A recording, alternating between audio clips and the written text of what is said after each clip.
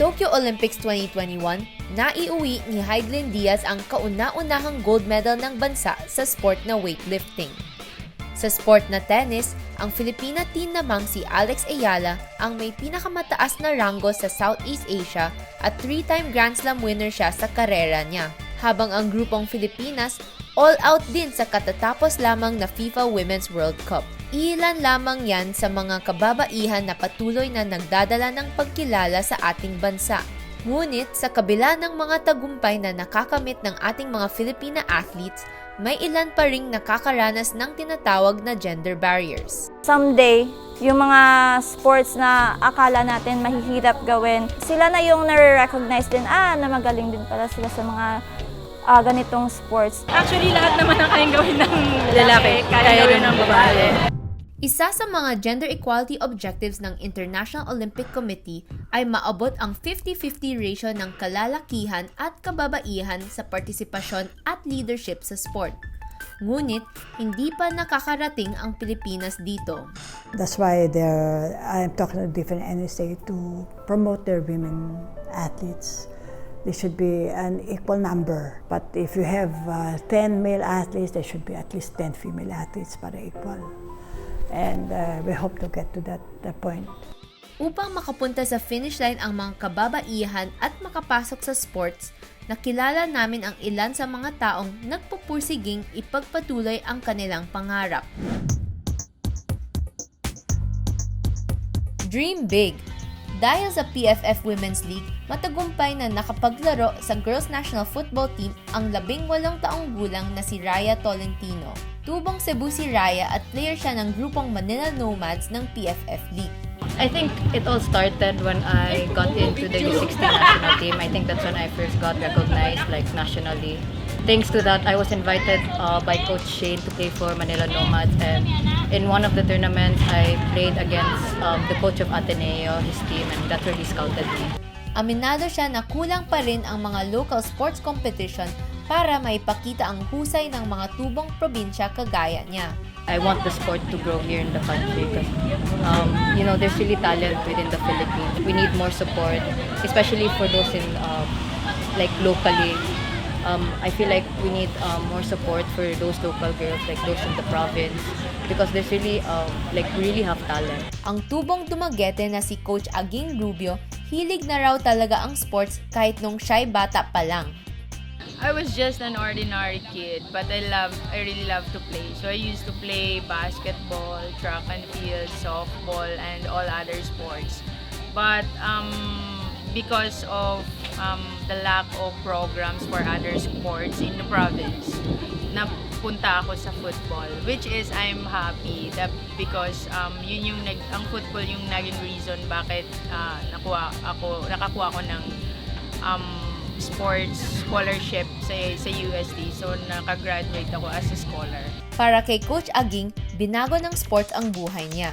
That time, ang Unigames yung malakas. But sa Unigames kasi nagka-chance kami na makalaro din ang mga UAAP schools. So dun ako na-discover ng coach namin sa UST. Pero ang thinking ko noon is I want to play for the national team. So yun, hindi ko naman alam dahil sa desire ko na maglaro sa national team, mas malaki pa yung na-offer ng university sa future ko. So kung parang naging backbone yung scholarship ko sa university, nakapagtapos ako doon. At kung anong work na meron ako ngayon, is dahil doon yun sa university. Katuwang niya ang PFF o ang Philippine Football Federation upang mag-organisa ng kompetisyon at bumuo ng Girls National Team. Ito ang kanyang naging inspirasyon para magbigay ng oportunidad sa mga bagong henerasyon ng kababaihan katulad ni Raya. Never say die. Yan ang sigaw ng mga teen volleyball players ng Sacred Heart School sa Ateneo de Cebu. Karamihan kasi sa kanila, pangarap na makapaglaro sa urban cities o di naman kaya'y sa UAP at NCAA. I realized that there are so many phenomenal female athletes right now, like Alyssa Valdez, and just seeing them soar high and go beyond what society has set for us women, it inspired me a lot, and here I am now. Kaya naman kahit nakabakasyon sa pag-aaral, tuloy-tuloy lang ang pag-ensayo ng Magis Eagles volleyball team. Ayon kay Athletics Director John Inot, hindi lang natatapos sa moral support dahil pati financial support kailangan ding makamit ng mga kababaihang atleta. That's actually a hard question for all the programs. Right now, what we have, of course, the school is supporting the different programs, but again, the budget is in a way limited. The good thing, the parent support group are also helping out. So primarily the support, the financial support comes from the school and the parents. Kaya naman hanggat may nagpupursiging magpatuloy ng sports hanggang kolehiyo, nakahanda rin ang kanilang paaralan na sumuporta sa kanilang manlalaro.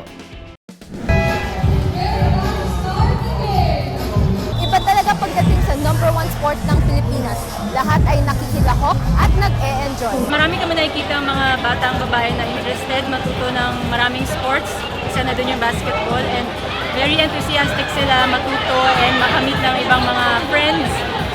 Especially matutunan na yung discipline, yung teamwork. Nag-enjoy din kami at the same time. Natututo sila ng mga sports na sa akala nila before hindi nila kayang gawin. Masaya ring nanonood at sumusuporta ang ilan sa mga magulang na kasali sa basketball camp. Sobrang happy talaga po. Natutuwa ako kasi another skill na naman yung matututunan niya dito sa ituturo ng mga coaches sa kanila. Sa camp na to. Ang sports clinic o courtyard kagaya nito ay isang malaking hakbang upang maipakilala sa mga batang kababaihan na hindi kailangang gumastos para sa pangarap na makapagsanay sa kanilang larangang gustong tahakin. This court serves as community building place para sa mga female bowlers na nangangarap one day, kung hindi man maging player, maging coach, maging part ng basketball in any way, media, statistician, anything, team managers, PT, all of that are welcome to play here in Courtyard, and again, free for everyone. May mga time slot na female bowlers lang ang pwedeng gumamit ng court. This is something really big for all of us. Sa kanilang liksi sa pagtakbo at pikas sa pagpapasa ng bola, ang mga kabataan sa Negros Occidental maaga pa lang naglalaro na ng rugby. Hindi may tatago ang saya at hiyaw sa bawat puntos na nakukuha. Sa gitna ng init at ulan, tuloy pa rin ang laban. Si Coach Jenjen Malayo ang isa sa mga nagtitrain ng mga batang interesado sa rugby. Aminado si Jen na nahirapan silang ipakilala ang larong ito sa kanilang lugar. Yung sports development namin dito sa Negros, hindi pa siya gaano kalaki. However, we are trying our best na mapalaganap yung sport dito sa Negros. And although mahirap talaga siya i-establish given the fact that yung rugby parang iniisip ng mga tao na isa itong contact sports and then baka masyadong delikado lalo na sa mga bata. Pero higit sa pagkilala, itinuturo din sa mga kabataang manlalaro ang kahalagahan ng larong rugby sa aspetong panlipunan. We're simply trying to introduce the game itself at gusto din namin ipakita yung magandang side ng rugby, which is to emphasize yung mga rugby values na tinuturo sa amin. Ini-establish ito at ginagawang foundation din ng aming character development. Para kay Yui, parte lamang ang rugby sa club o extracurricular activity ng kanilang paaralan. Wala lang ko mamay sa balay kundi maghampang ang sagwa. Hagad ko sang akon mga friends or classmates para maka-enka dito sa rugby. Ngunit dahil sa suportang ipinapakita ng kanyang mga magulang, fight lang ng fight. Daka sa akon kisaga. Nanamian ako maghampang kay daka sa diaman sa akon. Kag ang akon mga magulang na namian. Mga magulang ko. Mag-high school ko, ipadayon ko pa Japon in football rugby. Ang mga coaches at development officers ng Negros Rugby Team all out din sa pagtitrain ng mga amateur athletes sa iba't ibang paaralan para maisama ang rugby sa palarong pambansa. Yung ginawa namin is we talk personally to the principals. We also have, before, nag-invite kami ng mga PE teachers to train them para alam nila what is the sport, what is the program all about. And now, parang open na yung mga schools for us na mag-train sila after class. So, we're happy. Sa nakalipas na buwan, nagpadala ako ng survey sa mga kababaihan kasama na rito ang mga atleta, coaches at grupo tungkol sa partisipasyon ng mga kababaihan sa larangan ng sports. Sa online survey na aming ginawa, lumalabas na 74.3% ng mga sumagot ang nakakaranas ng kakulangan sa pinansyal na suporta pagdating sa girls sports programs. 67.6% naman ang sumagot na mas binibigyang prioridad ang men's sports. Habang 66.2% sa mga sumagot ang naniniwala na mayroong kakulangan sa profesional na suporta at mas malawak na oportunidad pagdating sa women's sports. In fact, actually, there will be a lot of sacrifices, especially for the women. And it's not only that. The women kasi, they get married, di ba?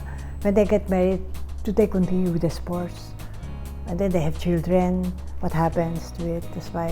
That's also probably one setback why there are less female athletes, because there will be a lot of sacrifices that they have to go through. Sa kabila ng maliit na numero ng kababaihan sa larangan ng sports, naniniwala pa rin ang PSC Commissioner on Women in Sports na si Bong Ku na malayo na ang narating ng mga Pinay sa sports. Like in combat sports, that's why we pushed on combat sports. It's a sport that is open for women. It's not like pang lalaki lang. Nesty Petesio for boxing. She's been very popular and very active. Gymnastics has a lot of good female because of the rhythmic. Diba may rhythmic gymnastics.